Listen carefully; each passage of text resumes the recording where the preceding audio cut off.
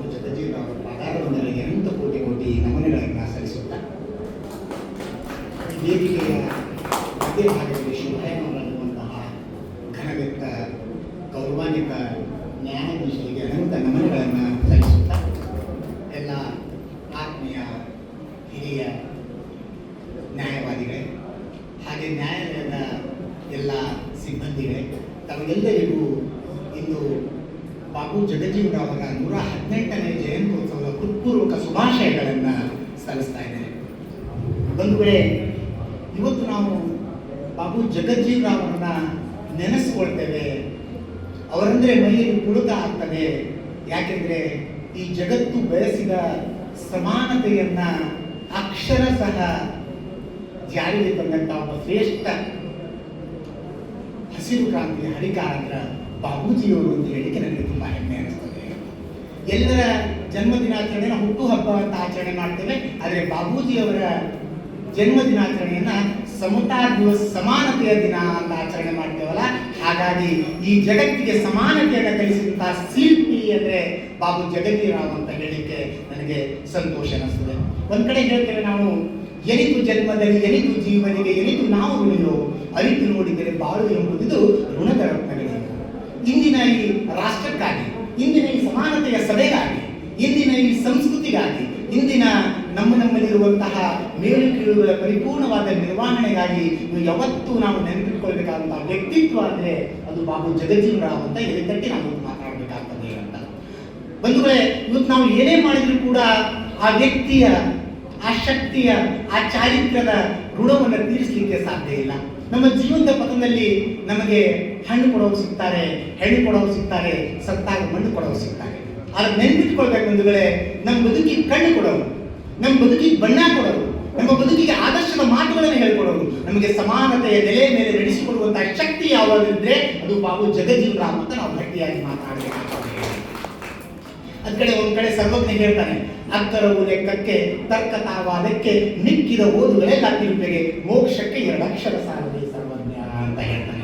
ಅಂದ್ರೆ ನಾವು ಮೋಕ್ಷ ಪಡಿಬೇಕು, ನಾವು ಮಾನವರಾಗಬೇಕು, ನಾವು ಜ್ಞಾನಿಗಳಾಗಬೇಕು ಅಂದ್ರೆ ಬಹಳ ತಿಳ್ಕೊಳ್ಳೋದು ಬೇಕಾಗಿಲ್ಲ, ಕೇವಲ 2 ಅಕ್ಷರ ತಿಳ್ಕೊಂಡ್ರೆ ಸಾಕು ಅಂತ ಹೇಳ್ತಾನೆ ಸರ್ವಜ್ಞ. ಆ 2 ಅಕ್ಷರ ಯಾವುದು ಅಂತ ನೋಡಿದಾಗ, ಜೀವ ಎಂಬ 2 ಅಕ್ಷರದವನು ಭೂಮಿ ಎಂಬ 2 ಅಕ್ಷರಕ್ಕೆ ಬರುವಾಗ ತಂದೆ ತಾಯಿಗಳೆಂಬ 2 ಅಕ್ಷರ ಹಿಡಿದು ಜನ್ಮ ಎಂಬ 2 ಅಕ್ಷರ ಪಡೆದು ಬಾಲ್ಯ ಎಂಬ 2 ಅಕ್ಷರಕ್ಕೆ ಪಾದಾರ್ಪಣೆ ಮಾಡಿ ಅಪ್ಪ ಅವ್ವ ಅಕ್ಕ ಅವ್ವ ಅತ್ತೆ ಮಾವ ಎಂಬ 2 ಅಕ್ಷರ ಹೊಂದಿದ್ದು ಶಾಲೆ ಎಂಬ 2 ಅಕ್ಷರಕ್ಕೆ ಹೋಗಿ ಗುರು ಎಂಬ 2 ಅಕ್ಷರಕ್ಕೆ ಬಾಗಿ ವಿದ್ಯೆ ಎಂಬ 2 ಅಕ್ಷರವನ್ನು ಕಲಿತು ಪ್ರಾಯ ಎಂಬ 2 ಅಕ್ಷರಕ್ಕೆ ಬಂದಾಗ ಲಗ್ನ ಎಂಬ 2 ಅಕ್ಷರದ ಸಂಸ್ಕಾರದ ಬಂಧನಕ್ಕೆ ಒಳಗಾಗಿ ವಂಶ ಎಂಬ 2 ಅಕ್ಷರವನ್ನು ಬೆಳೆಸಲು ಪುತ್ರ ಪುತ್ರಿ ಎಂಬ 2 ಅಕ್ಷರದ ಫಲ ಪಡೆದು ಮೋಕ್ಷ ಪಡೆಯುವ ಮುನ್ನ ಶಿವ ಈಶ ಬುದ್ಧ ಜಿನ ಯೇಸು ಅಲ್ಲ ಎಂಬ 2 ಅಕ್ಷರ ಹೊಂದಿರುವ ಮುನ್ನ ನಮ್ಮ ಕಾಯ ಎಂಬ 2 ಅಕ್ಷರವನ್ನ, ನಮ್ಮ ದೇಹ ಎಂಬ 2 ಅಕ್ಷರವನ್ನ ಬಾಬು ಎಂಬ 2 ಅಕ್ಷರಕ್ಕೆ ಸಮರ್ಪಿಸಿದಾಗ ಮೋಕ್ಷ ಸಿಗುತ್ತದೆ ಎನ್ನುವಂತಹ ವಿವೇಚನೆ ನಮ್ಮಲ್ಲಿ ಇರಬೇಕಾದಂತಹ ಅವಶ್ಯಕತೆ ಇದೆ ಮತ್ತು ಇಂದಿನ ಅನಿವಾರ್ಯತೆ ಕೂಡ ಹೌದು.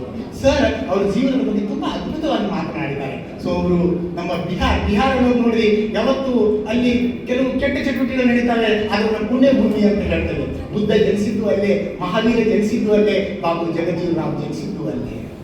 ಅಂತಹ ಬಿಹಾರದ ಶಹಬಾದ್ ಜಿಲ್ಲೆ ಅಂತ ಹೇಳ್ತೇವೆ, ಇವತ್ತಿನ ಭೋಜ್ಪುರ್ ಜಿಲ್ಲೆಯದು. ಆ ಭೋಜ್ಪುರ್ ಜಿಲ್ಲೆಯ ಚಾಂದ್ವಾ ಎನ್ನುವಂತಹ ನಗರದಲ್ಲಿ ಇವತ್ತಿಗೆ 117 ವರ್ಷಗಳ ಹಿಂದೆ ಉದಯಿಸಿದ ನೇತಾರ ಒಬ್ಬ ಸೂರ್ಯ ಅಂದ್ರೆ ಬಾಬು ಜಗಜೀವರಾವ್. ಸೊ ಅವ್ರ ಜೀವನದ ಬಗ್ಗೆ ನಾನು ಹೇಳಿಕ್ಕೆ ಹೋಗುದಿಲ್ಲ, ಸರ್ ಅವ್ರ ಜೀವನದ ಬಗ್ಗೆ ಹೇಳಿದ್ದಾರೆ. ಸೊ ಅವರು 1935ರಲ್ಲಿ ಬಾಬಾ ಸಾಹೇಬ್ ಅಂಬೇಡ್ಕರ್ ಅವರು ಕೂಡ ದಲಿತರಿಗೆ ಓಟಿನ ಹಕ್ಕನ್ನು ಕೇಳಿದಂತಹ ಮೊದಲಿಗ. ನಂತರದಲ್ಲಿ ಬಾಬು ಜಗಜೀವರಾವ್ ಅವರು 1935ರಲ್ಲಿ ಆ ಹ್ಯಾಂಡಲ್ ಎನ್ನುವಂತಹ ಆಯೋಗದ ಮುಂದೆ ದಲಿತರಿಗೆ ಓಟಿನ ಹಕ್ಕು ಕೊಡಬೇಕು ಅಂತ ಹೇಳ್ತಾರೆ.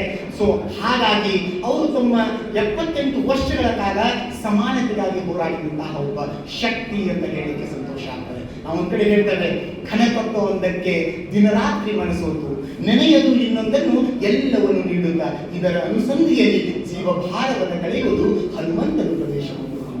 ಅಂದ್ರೆ ಒಂದು ಘನತತ್ವವನ್ನು ಇಟ್ಕೊಂಡು ಜೀವನವನ್ನು ಮಾಡಿದ್ರು. ಘನತತ್ವ ಏನಾಗಿತ್ತು ಅಂದ್ರೆ ಸಮಾನತೆ ಅನ್ನುವಂಥದ್ದು. ಸರ್ ಆಗಲೇ ಹೇಳಿದ್ರು, ಮಡಿಕೆಗಳಲ್ಲಿ ವ್ಯತ್ಯಾಸಗಳನ್ನ ಮಾತಾಡಿ, ಮಡಿಕೆಗಳಲ್ಲಿ ವ್ಯತ್ಯಾಸ ಮತ್ತೊಮ್ಮೆ ಪುನರುಕ್ತಿ ಮಾಡಲಿಕ್ಕೆ ಹೋಗೋದಿಲ್ಲ. ಸೊ ಮಡಿಕೆಗಳಲ್ಲಿ ವ್ಯತ್ಯಾಸ, ಆ ಮಡಿಕೆಯಲ್ಲಿ ವ್ಯತ್ಯಾಸವನ್ನು ಹೋಗ್ಬೇಕು ಅಂತ ಹೇಳಿ 78 ವರ್ಷಗಳ ಕಾಲ ಶ್ರಮಿಸಿದಂತಹ ಒಬ್ಬ ಧೀಮಂತ ಸ್ವಾತಂತ್ರ್ಯ ಹೋರಾಟಗಾರ ಅಂದ್ರೆ ಅದು ಬಾಬೂಜಿ ಅಂತ ನಾವು ಎದೆ ಕಟ್ಟಿ ಇವತ್ತು ಮಾತನಾಡಬೇಕಾಗ್ತದೆ ಅಂತ. ಒಂದೇ ಘನತತ್ವ ಇತ್ತು, ಏನಂದ್ರೆ ಮಾನವರಲ್ಲಿ ಸಮಾನತೆ ಬರಬೇಕು, ಮಾನವರಲ್ಲಿ ಸಮಾನತೆ ಬರಬೇಕು.